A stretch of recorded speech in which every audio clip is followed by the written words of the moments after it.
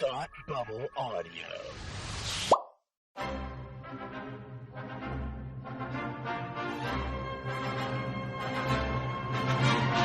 Look, up in the sky. You will never find the more wretched hive of scum and villainy. Welcome to Beer with Geeks with Tim and Frank. Who are you? I'm Batman. I am Iron Man. Your friendly neighborhood Spider-Man. Hi, Christopher. I'm Nero. My name is Inigo Montoya. You're a wizard, Harry. A couple of guys with a couple of beers and a whole lot of pop culture nostalgia. Make it so, number one. Ladies and gentlemen, the Beatles. Named the dog Indiana. Life finds a way. I am serious. And don't call me Shirley. Now sit back and crack open a cold one, because it's time for Beer with Geeks. It comes in paints. Shaken, not stirred. Great Scott! I was way off. I knew it started with an S, though.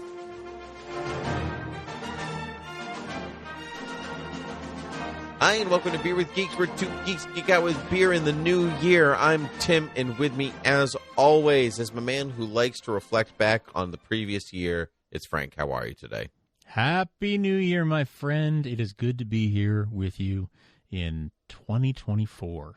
2024 feels different than 2023. It doesn't feel as odd. Yes. Does that make sense? I feel like we're going to get even this year. Yes! You followed me right through it. Thank you so much. Yes. Anyway. Happy leap year, by the way. Is it a leap year? I didn't know that. Yeah, every 4 years. I didn't know if I should leap 24. for joy at that. Yeah. Well, should I? Well, save your leaping for February 29th. We'll get there. Okay. I will lord a leaping by then. I'll leap some. Yes, there you go. Yes. Well, Yeah. we did that already. That part's. Yeah. Did you know that I didn't realize this. This is weird because we're talking about Christmas, but it's the 12 days of Christmas, so I don't care. Sure. That they're all birds. I did not did Not you know all. this? They're all The birds. first, no, they're all birds.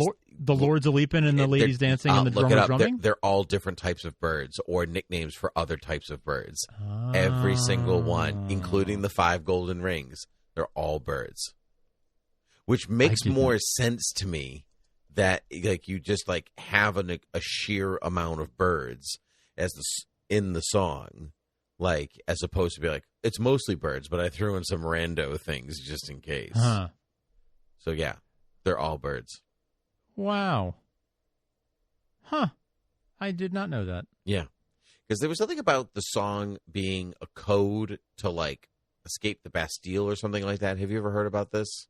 No, I have not heard that. Yeah, there's something I'd have to look up the details. It was told long ago before you could fact check people, when Sure.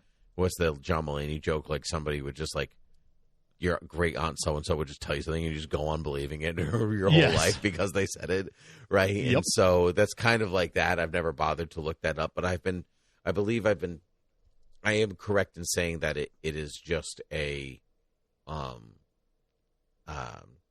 it is the 5 lords are leaping is take a left at this thing or whatever. And that's it's a secret message for something. I can't remember. It's been too long. But I'm not sure. Huh. Yeah. Anyway, That's fascinating. Yeah. What are you drinking tonight? Well, it is winter, so I'm enjoying a Sam Adams Winter Lager. A classic, if there ever was one. Yes, absolutely. Mm-hmm. I'm also drinking a classic. It's not a winter though. I'm drinking a Von Trapp Pilsner. Ooh, yeah. Yeah. The hills are alive with the sound of music. Of Pilsner. Of music. Yeah. Reference acknowledged. Very nice. Yes. Yeah. So good. Anyway, Frank, we're picking up from last episode where we talked about music and books that we had enjoyed in 2023, but we had not gotten to TV or movies, which is really our bread and butter. I'm not sure which one's bread and which one is butter, but did you know the bread and butter are actually birds? No. They probably are, though. All right? Let's be serious. There's a lot of birds out there, and some of them have weird names. Yeah, that's true. I mean, maybe it's more the bread is what attracts the pigeons. Or I don't know. That's very possible. You're not supposed to feed bread to birds, though. It's very bad for them. I know that. Yeah. I wouldn't do that, but I know that people do it, and it does attract them. But it's very bad for them. Everyone should know that by now. Frank, before we talk about movies and TV, let's finish up. If you have anything left on your reading list, if not, I have one. I got a couple things I could mention, 4. but I'd love to hear your list. I got 5 things that maybe 6 things that are worth mentioning. I'm just going to group them into things. I finally read Misery by Stephen King. It was it was extraordinarily good. I highly recommend it. I mean, not all of his books are great, but most of them are at least a B. So okay, but this is definitely in his A category. It was incredible. Nice. I read 3 fantasy books that I want to pinpoint people towards. I had a good year for fantasy. I talked about Mistborn on the show previously in the last episode, and then whatever, and that kind of like kicked me into reading a bit more, even though I've always liked the genre. So I read 2 books. One of them is called The Name of the Wind and The Wise Man's Fear by Patrick Rothfuss, and it was some of the most engaging fantasy I've ever read. In that, like, it's barely fantasy. It's like the magic is not even like a thing or there or anything. You're just hooked into the narrative with interesting characters, and the setup is kind of like there is this hero, like this famed hero, who is basically hiding as an innkeeper in some hodunk back town, and you have no idea why. And so as like a scribe of some kind comes along, and they basically make this arrangement for him to share his story and for the scribe to write it down and how he like got to this place. And so it's like his journey as like a boy, and then as, you know, in school, and so on from there. And it's really, really, really good. It's supposed to be 3 books, but it's been like 10 years since the last one. Oh, wow. I've heard anyone who I've ever heard talk about Patrick Rothfuss's work raves. Like, I've never heard a bad thing about his writing. It's incredible. And I resisted it for a long time, as we tend to do when people are like, it's amazing, you must read it. And I'm like, yeah. Sure, when it becomes too popular, you're like, okay, yeah, I'll sure, pass. I'll get to it. Yeah, and part of it is because I knew that there were only 2, and I kind of was waiting for the 3rd to arrive, but I kind of just was like, whatever, I'll do it. And by golly, it was like, what a ride. It's just slightly indescribable in how, would say, well-rounded it is. I think that's what it is. Like, they're real people. They're not caricatures of fantasy characters, and it's not trying too hard to be like, oh, in this world, and then like you must know about the economy of this place to understand any. It's like, it has doesn't matter. Like, you're here for the characters, and everything else will be unveiled to you. Like, you don't care about let's say the politics of Tatooine when you watch Star Wars: A New Hope. Sure. You know, but it does feel like a lived-in place.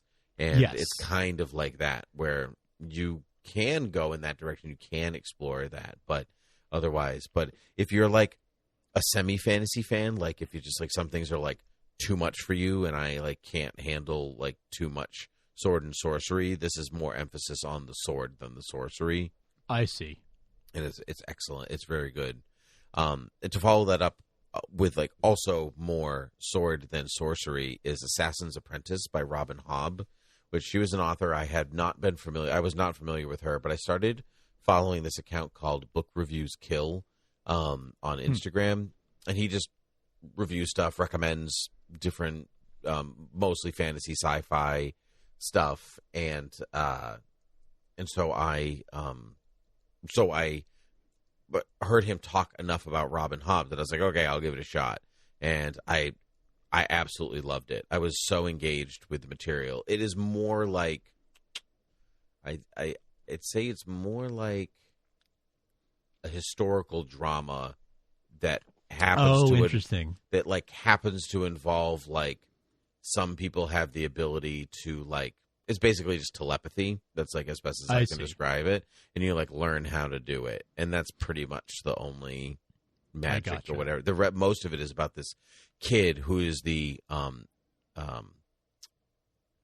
sired out of marriage, I'll say, is the polite way of saying it on the podcast, of the prince to be of the throne. And so it's about his journey as a boy who is known to be the son of the prince, but cannot be claimed. I see. And so, and it's just really, really, really good because all the royalty they're named for the aspects of what they should be as leaders or what they're going to be. So the king's name is Shrewd because that's the type of person that he is. But the prince who had this boy, his name is Verity. So he's just supposed to be this person of truth and all this stuff. Right, and honestness and whatever. And so so he takes that. So when he has a kid out of wedlock, he's like, well, I can't be king anymore. I'm going to abdicate because that's the right thing to do. And all this, it goes, and it's just really, really fascinating. And it's such a slow burn that not a lot happens, but you don't even care because you're just interested in walking the halls. So I loved it. It was amazing. So I'd recommend those two things. Very good. You read any comics? Oh, wow. I don't know if I read any comics in 2023. Wow. I must have, but I don't know that I read much that was new. 2023 was an odd year. I mean, I started the year with a 6-month-old. Yep. And the thing about 6-month-olds is that by the end of the year, they're 18-month-olds. Yep. Yeah, there was that. It was I mean, you know what it's like to have. I know exactly what it's like. Very busy home with a toddler. But yeah, no, I don't think I read. I've talked about how I get on and off the comics train over time. And this year was one of the years that I was definitely more off it. And I don't know if I really read much of anything. I'm trying to remember even if I read something old, for the first time. But I don't know that I did. Do you think? Do you miss it? Was there something in you that you were like, I wish I had time? I want to. Yeah. Yeah. Yes. Well, yes. That's. I have a number of hobbies that I sort of I have too many. I have more hobbies than I have time to do them all, and at various times, different ones will come to the fore. Sure. I haven't been doing photography as much the last couple of years. But sure. Unless it's taking a picture of your child. Right, sure, which is not really the same thing. But since about 2020, I haven't been doing going out and taking photo walks. Sure. Lockdown sort of changed that, and then it wasn't part of my routine anymore, right? So, things like that. That's a hobby, something that I love, but I haven't done it as much as actively the last couple of years. But I'm sure in a year or two something will spark it, and I'll be back on it. And the same thing goes for comics. That I'm sure something will spark it, and I'll read one thing, and then the floodgates will open, and I'll read a bunch. Yep, yeah. As it goes, I'm going through moods right now. I understand. I went through a mood where I caught up on everything that I was absolutely reading and getting, and whatever else, and then I was like, well, I want to read some books. So then I spent 6 months reading books or whatever, and I'm still in a book phase. So I'm cool. Some comics I'm keeping current on, and others they're just there, and they will be there, and I will eventually get to you. But a couple that I want to make mention of that I think that you should absolutely consider yourself. We've talked about this before, but World's Finest by Mark Waid is something that you should dive into. They're in continuity, Batman and Superman teaming up, but it happens when Dick Grayson is still Robin. So it's not really connected to anything. So it's not. It is that book. That's it. Yeah. There's no crossovers. There's nothing. It is that book. Sure. It is truly a fun read, and they're quick because Mark Waid does not overstay his welcome on any issue. Sure. No, he doesn't. No, you're in and you're out in 10 minutes unless you're staring so intently at Dan Mora's art, and which you can be because he's excellent. Which you could, yes. So there's that. You're a big Superman fan, so the Sure am. The current run on Superman and Action are both also very good. I would recommend those. But Superman, I think 3 issues. They're long issues, but I think you will enjoy them. Is Superman Space Age? Okay, that's something to. It is like. I would hesitate to say it's kind of like New Frontier, but it's just Superman, or it's just through the lens of Superman, and it's with like bigger twists and how the characters are presented a little bit. But it's pretty. But that's like it's that's as best as I can come up with for reading. It's only 3 issues, so they're long, but they to make it worth it. But it's very good. We've also talked about this before, and we've definitely talked about it with our friend Vactor on Vactorverse, or want to. But Nightwing by Tom Taylor is also incredible. And finally, the Star Trek comic that IDW is putting out. There's 2, Star Trek and Star Trek Defiant, and I think Star Trek is my favorite. It was my favorite book of the year, because it not re-energized me into a franchise, but like I guess it changed the tier of the franchise for me. Okay, yeah. Where it was always like these are my S things and these are my A's, and Star Trek was always kind of like in the B tier. Like I liked it, but I didn't love it, or I loved some parts of it, or like I loved, I don't know, like 2009's Star Trek, but that doesn't mean that I have like even seen all that is everything or whatever. But reading the Star Trek comic had pointed me towards like, well, now I want to, between that and making it so that I the Patrick Stewart's memoir and like all this different stuff, I'm like, I'm going to watch Next Generation. And that has been my thing through a good chunk of 2023. Yeah, Star Trek was a big fixture for you in 2023. It was probably my biggest one, because I'm now on season 5 of Next Generation. Nice. It's 26 episodes a season, 40 or so, 45 minutes an episode, and I'm all the way up to season 5. Almost, dare I say, impossible how much of it I've consumed. Yeah. Plus, you watched, Picard and Strange New Worlds. And, I did.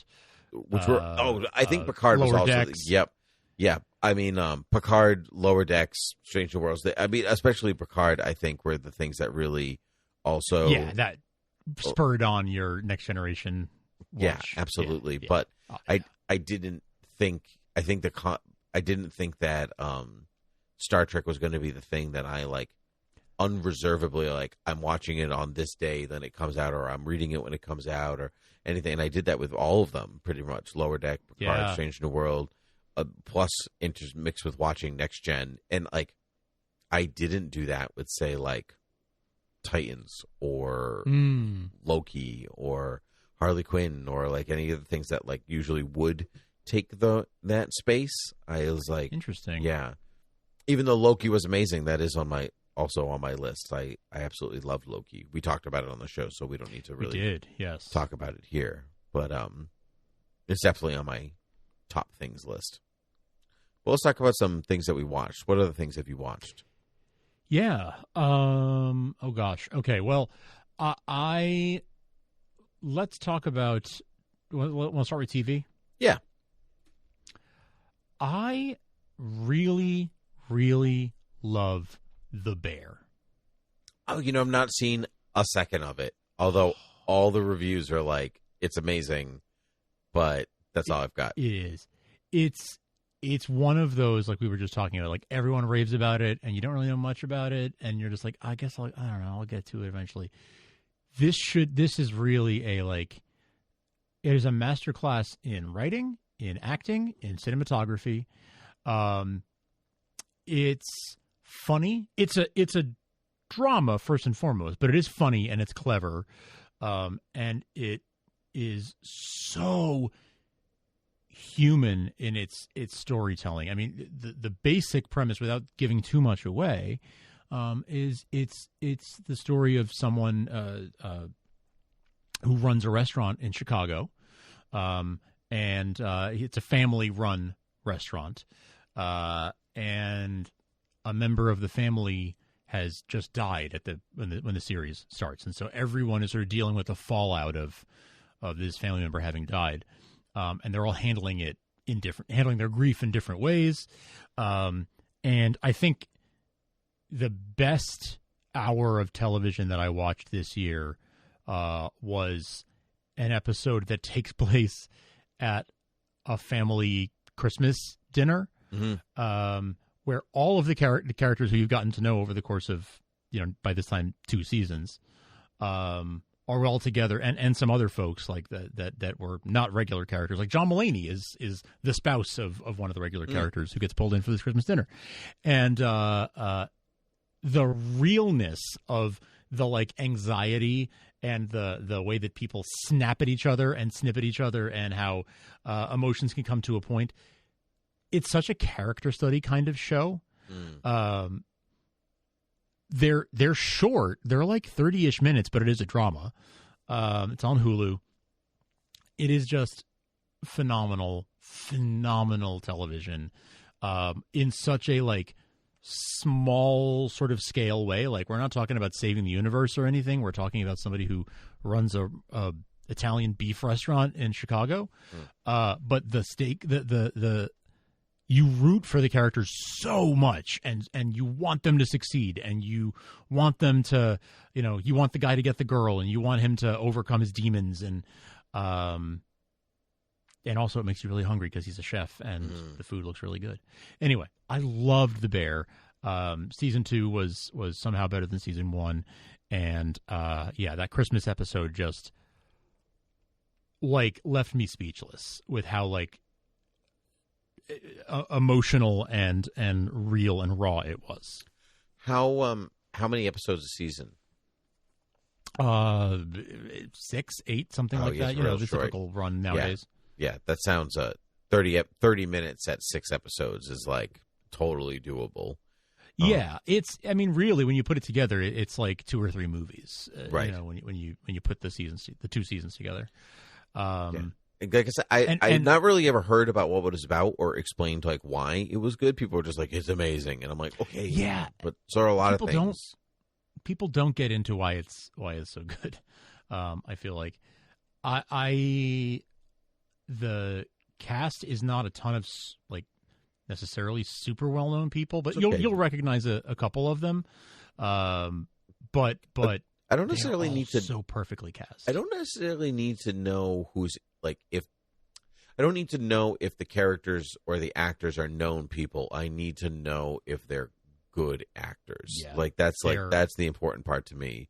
Sometimes when they're very famous, it's distracting because you're looking at somebody like how they're playing somebody as opposed to just being a character. Embodying them. So I will take that. I think I want to add it to my list. The way that you talked about like rooting for the characters and you just wanted everybody to like be good and do well and all that stuff just made me think of Ted Lasso. Season 3. It's not, the tone is not the same as Ted Lasso, but the like feeling of like, I just want you to do well. I want you to succeed. That's good. I like that because I don't always feel that way like with some of the stuff that I watch. Like my wife and I, like, we make harsh judgments about imaginary people. Sure. It's like, well, it's very in vogue right now to have a character who is like, the protagonist is kind of a bad person. Like is a very, very often the way that a lot of stories are told, and that's fine. But what I like about this is that they are flawed people, but they feel like people Sure. Mm-hmm. Like I know people like Carmy, the chef in this show, and his cousin Richie, who he runs the restaurant with. Like I know these guys. I know the New York versions of these Chicago Italian guys. Like sure. I know them. So yeah, okay. There's 18 episodes in the whole series, so it's 9 episodes. Okay, this season. Yeah, I can manage certainly. Mm-hmm.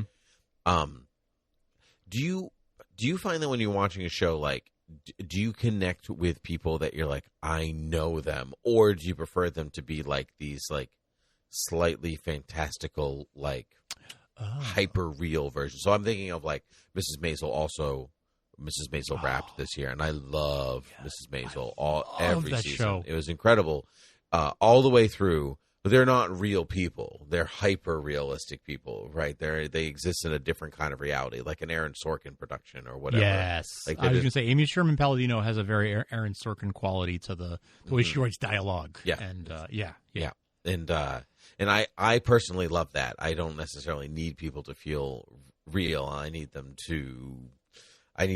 connect with them in a like caricature type of way. Yeah. Like, yeah. Oh, like almost like the Seven Dwarfs. Like, oh, I'm so dopey. Like that's me. Like, yeah. Well, okay. You mentioned Mrs. Maisel and like her dad, right? Tony Shalhoub. Mm-hmm.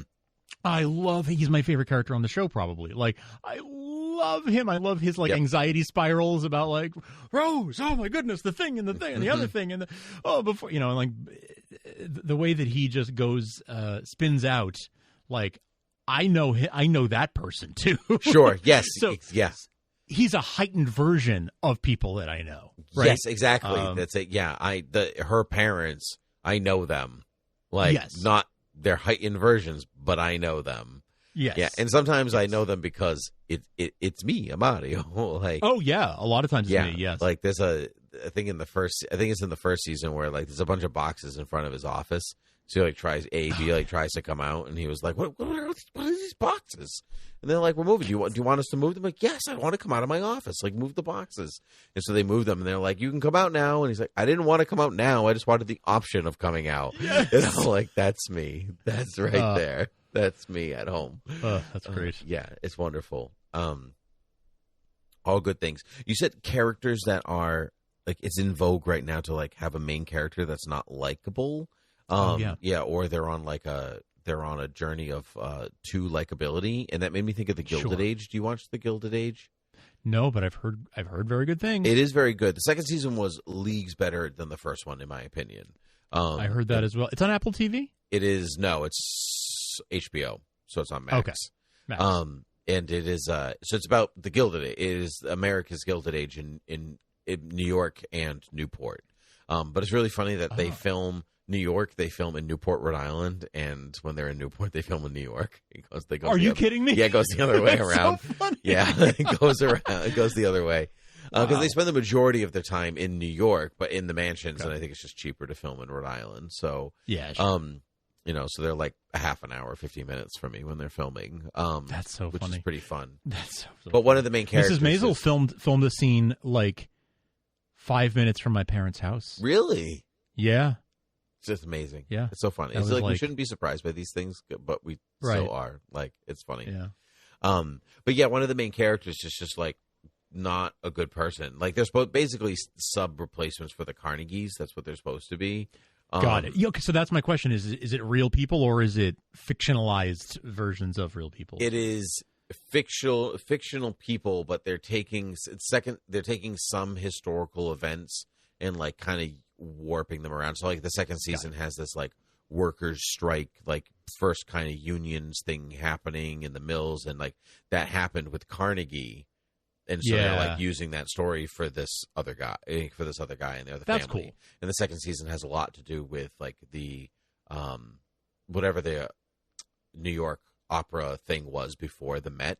When the Met opened, it's like basically the battle between opening the Met and the original opera company, and like and all of that was real, like cool. So, but they're just using fake characters for it. But it's just really, really well done. The second season across the board, and but I like it very, very much. Any movies? No, I didn't see any movies this year. You didn't see Barbie, Oppenheimer, nothing? Didn't see any of them. No, didn't. Did movies come out this year? I hadn't heard. Probably. No. I mean, I have to mention Across the Spider-Verse. Yes, that's on mine too. Yeah. Yeah. Yeah. It was really good. I have to be honest. I didn't see very many movies this year. I didn't either. New movies, that is. I went out of my way to see the comic book movies and the ones the genre movies that sort of caught my eye. I was underwhelmed on as a whole. I think 2023 was not a great year for studio movies, at least. I think that they went all in on, the big franchise films, and then you have, your Barbie and your Oppenheimer, obviously, were the movies of the year, and Avatar, I suppose. But those exceptions aside, it was a lot of DC and Marvel movies this year that were sort of underwhelming. So I when I look back at it as a whole, the year as a whole, it wasn't my favorite year it's probably my least favorite year for movies in the last several years, maybe the last 10 years. Yeah, I agree.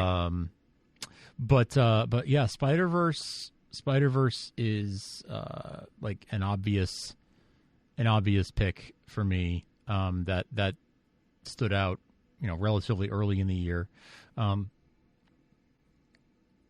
I still have not seen Oppenheimer. I have it, I own it, but I have not watched it yet because I am looking for, I don't want to pause. I don't want, I want to sit there, and when am I going to have time to watch a friggin' 4-hour movie? But in my mind, I'm somehow there's gonna be some night where, the baby's asleep and my wife's out of town or asleep early, and I'm just like, all right, cool, let me watch this 4-hour movie. Yeah, I mean, to be fair, it's 3 hours. So, but I understand completely. And I wouldn't want to watch. I saw it in the theater, but I'll probably never get back to it because the theater forced me to see it in one sitting, right? And, right.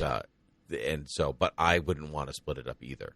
That's like I'm already behind the 8 ball because I didn't see it on a big screen, right? So that's already one strike. Yep. If I'm not going to get to see it on a big screen, I'm at least going to watch it in 4K in one sitting. Sure. Yeah. Give me this. If I can't have that. Give me this. Let me have this. Mm-hmm. Yeah, no, I agree. I would recommend Barbie. I think that everything about Barbie. I did see Barbie. Oh, you did see Barbie. Oh, okay. Yeah. Did we not do a Barbie episode? Maybe I don't remember. We did. I can't remember. It was a long year. The listeners will know. BeerWithGeeks.com. But yes, I did see Barbie. I rather liked Barbie. It was full of fun surprise cameos and stuff, but it was very. Greta Gerwig did such a good job on having it work on many meta levels. Yes, there's so much subtext, and that's much subtext. My favorite thing. We're running out of time, so whatever you have left, I think I'm just going to run down I just want to run down the list here and say sure, these are the things I think were worth my time, and I'm glad I watched them. Dungeons and Dragons, the movie, was amazing. Oh, it was so good. It was like I did. Yes, I do remember hearing that was good. Actually, it was just ridiculously fun and exactly what I needed. Ahsoka, which we had talked about. Oh yes, was Andor this year too? No, Andor was last year. It might have started in 22 and bled into 23. I can't remember. But I don't remember now. Yeah, see, it is what it is. All Creatures Great and Small. This is an incredible. Is so fun. Reservation Dogs that finished this year, which I loved. Second season of Schmigadoon. Schmigadoon was Chicago, and it just was so good. The best. Yeah, it's so good. Definitely better than the first season too. Yeah, they knew what they were doing. The third season of Mando was I really liked it, especially after learning the connection, learning the parallels to Jewish history. I think that was the thing that really set it up for me to really enjoy. It's not beat for beat, obviously, but it was so clearly meant to be direct intertextuality that I was there for it. And finally, really enjoyed it. Is Monarch: Legacy of Monsters, on Apple TV. I am sold on that, by the way. I'm ready. Right? Yeah.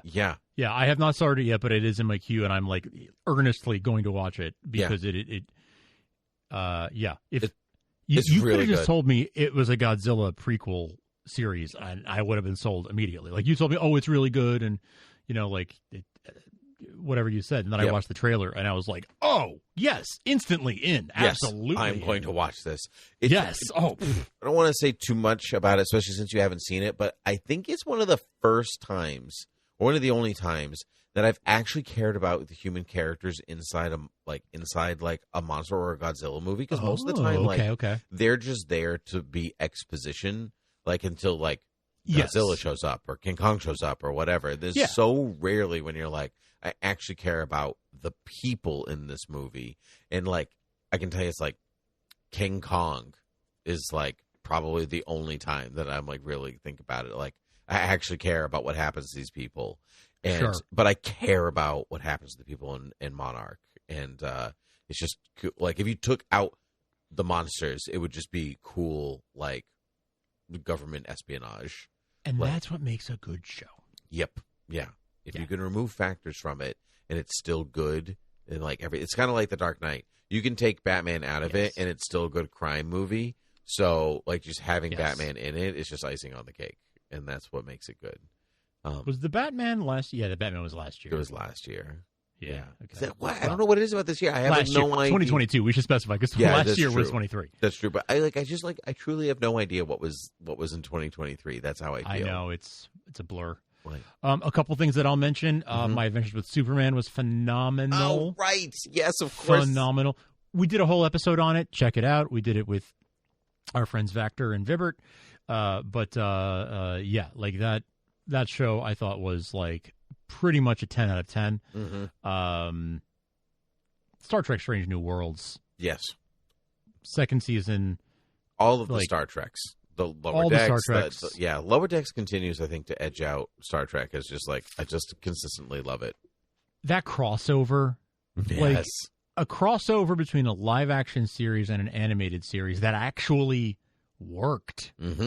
Like, it really worked to the point where you have the voice actors playing their characters, in live action, and it like their ages worked relative to the characters. It just like was a wild, like rare, perfect storm of factors.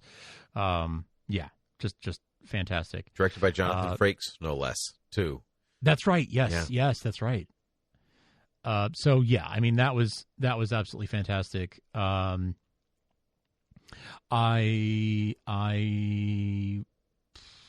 Oh gosh, there were it's more TV than movies for me this year, man. Me too. I mean, there were some things I didn't even end up mentioning. Like I watched Harley Quinn, Wheel of Time.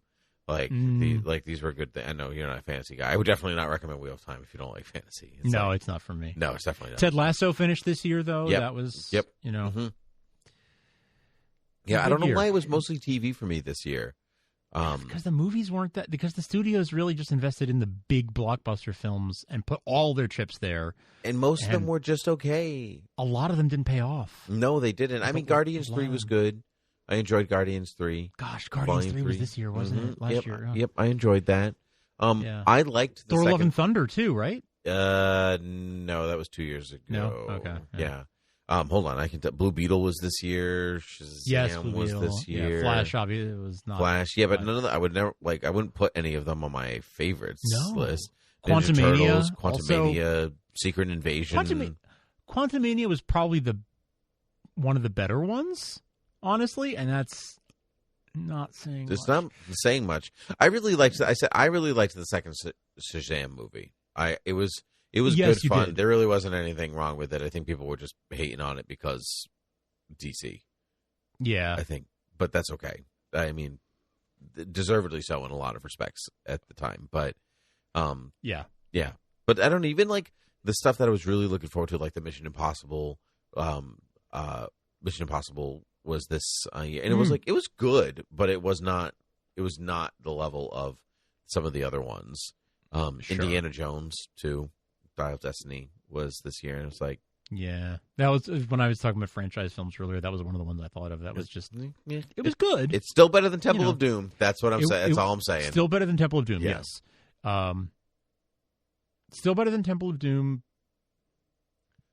but I probably would have been fine without it too. I mean, I would have been fine without Crystal Skull too. So I would have too. Yes, same. Yeah, not everything needs to come back.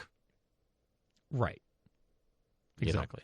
Just what's okay. The Last of Us. Never finished it. The Last of Us was probably that and The Bear were my two favorites of the year. Okay. And My Adventures with Superman.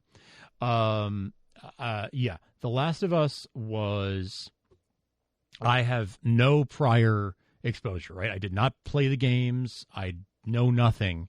I went in cold. I went in barely knowing it was a video game show. And my wife and I both absolutely loved it. We're like, give us season 2. I thought that it's such an interesting twist on a zombie apocalypse kind of movie or kind of show because it's not really zombies. And besides, zombie things are never really about the zombies. They're about the people who are surviving the zombies. Correct. Right? And that's the and monster. That's it's the monster effect. Like, you're actually supposed to care about the people. Yes. And zombie ones you tend to better than the, Walking Dead is all about the people. Right. Right. Yeah. The zombies are there. But that's what makes it so good is that Kirkman writes these great characters and then the zombies add to it. Right. There's conflict. They're not. Yes. Yeah. They're not the spectacle. And conflict is spectacle. Yeah, but they're not the spectacle. You're right. The core of this. Yeah. Mm-hmm. Anyway, The Last of Us was fantastic. I can't say enough good things. I think that the acting was fantastic. The writing, the way it's shot, it's all fantastic. Yeah. The Frasier reboot was surprisingly fun. Oh, was it? I never got around to it. Look, realistically, like it's fine. Okay. Like it's fine. It's 8 episodes. It's shot in front of a studio audience. It's the old style. This season takes place in Boston instead of Seattle. He comes back to Boston. Yep. And it's good fun. It's not fantastic.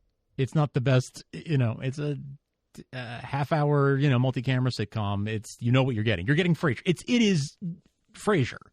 So if you love Frasier, which I do, I do. Frasier's great. You get 8 more stories with Frasier, which is great. You didn't get all of only a couple of the original cast returned. It's mostly him and his now adult son, and some new folks who we moved fill across a lot the of country, so I wouldn't expect everybody to be in it. Right. Right. A lot of the old cast didn't join, but people make cameos, and there are a few surprises like that. But it's good fun. If you love Frasier, it's flawed but fun. It's the kind of thing of I get to visit with my old friend type of thing, right? And it's not the best television I've ever seen, but then again, lots of Frasier episodes from the original run were not the best television you've ever seen. Exactly. But they were fun nonetheless, or they were funny, or the situations were funny. Yep. And there's lots of classic Frasier situations, misunderstandings, mix-ups, like the usual stuff that makes for hilarity on that show was present here. So I'm glad I watched it. I watched it, the day it came out every week. And it was good fun. This is going to be a slight spoiler, but I need to know: is Niles in it? Is David Hyde Pierce in it? Yeah, he's not. Yeah, see, he was my favorite part of the show. I know that was the biggest letdown for me, was that he wasn't in. I was really hoping for a cameo or something. He has a son, who is in it, who is supposed to be sort of the Niles Proxy in this show. Don't know if they quite worked, but that's what they were going for. Anyway, if you like Frasier, it's worth your, what is it? It's going to be 4 hours altogether, less than 4 hours because of 20 minutes without commercials. So, so there you go. Okay, very good, Frank. Where can people find us? Oh well, you can of course find us in Spotify or Apple Podcasts or wherever you get podcasts. You can rate and review us there and subscribe so you never miss an episode. If you're a little more old school, you could just go to beerwithgeeks.com. All the links to subscribe are there in any app you can think of. Also, our show notes are there. The full archive of our 475 episodes are all there. And you can support us. Thank you to our patrons who support us at patreon.com/thoughtbubbleaudio. And if you want to support us, you can go head on over there, or leaving a rating or review on wherever you get your podcasts, Apple, Spotify. Always a huge help. So thank you for that too. Very good, Frank. I know we've been doing this for a long time, but when you're like, you can find us on Spotify, I'm like, that's still weird to me, isn't it? Like Taylor Swift is on Spotify, and so am I, and so are you. Like, that's so strange in its own very surreal way. But anyway, Frank, a pleasure to talk to you as always. So until next time, cheers. Cheers.